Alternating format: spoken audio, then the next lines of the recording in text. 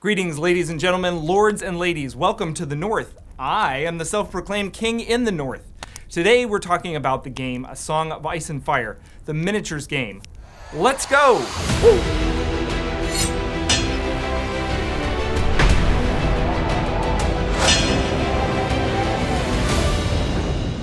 Welcome to the North Country. This is a new channel, and this is one of my first forays into YouTube content. So today, I want to introduce you to a game I've been playing for the last couple of years, tell you why I like it, and why you should be playing it too.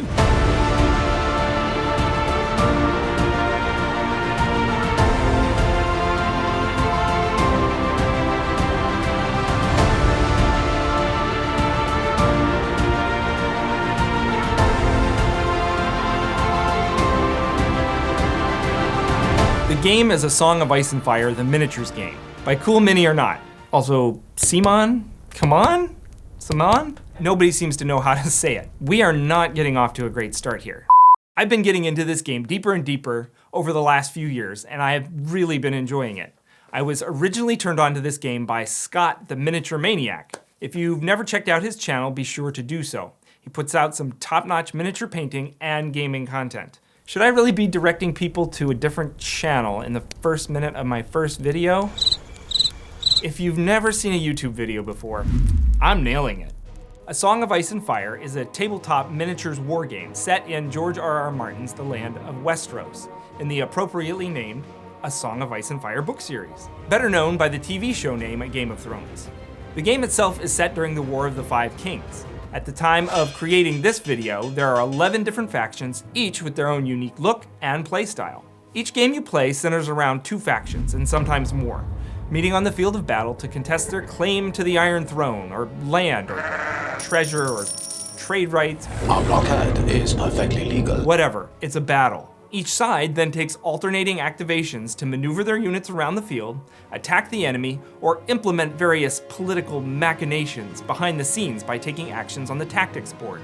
Over the course of 6 rounds, the combatants will accumulate victory points by holding objectives and killing their enemies. The one with the most victory points at the end of round 6 is the winner. Sounds simple, right? Not so much. The game has a lot of variation and loads of special powers that allow every unit to do something a little bit different. But hold on. I'm getting ahead of myself. I think it's obvious already I really like this game. I've been a hobby board gamer for years, and naturally I lean towards the dudes on the map style game. Quick shout out to Battles of Westeros. Anyone? Huh? If Fantasy Flight kept supporting that one, I would probably still be playing it. But since they stalled out at just 3 factions, it was pretty easy to make the jump to Song of Ice and Fire by removing the board. I thought A Song of Ice and Fire was my first tabletop war game, but my first one was actually a collectible, constructible strategy game called Pirates of the Spanish Main. That was before I even got into hobby board gaming. That's a blast from the past. Does anybody remember that one?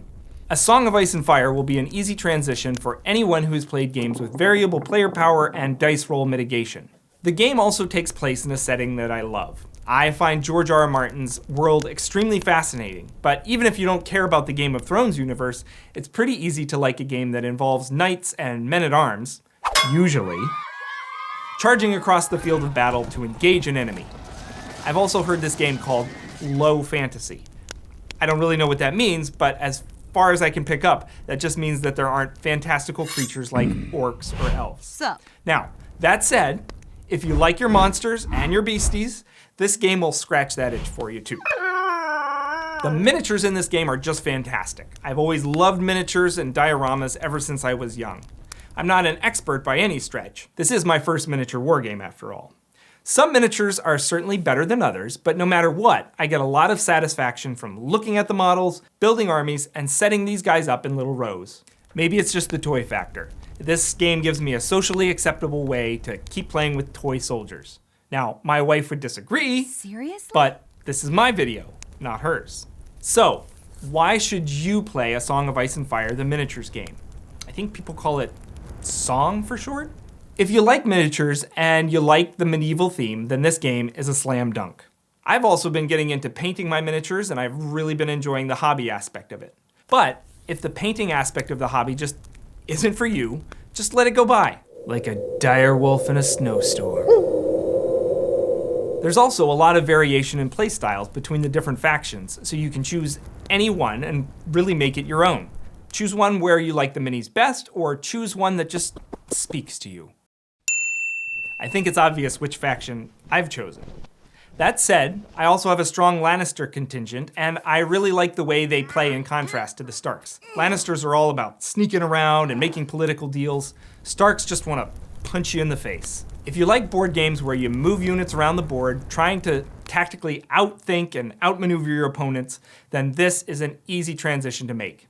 The gameplay is great. Alternating activations keep the game moving and add a lot of tension. Plus, dice rolls and unit abilities add a lot of variability that many legacy games lack.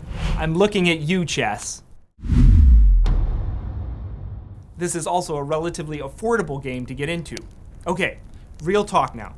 Let's not mince words. I am cheap. If I can get into this game, then so can you.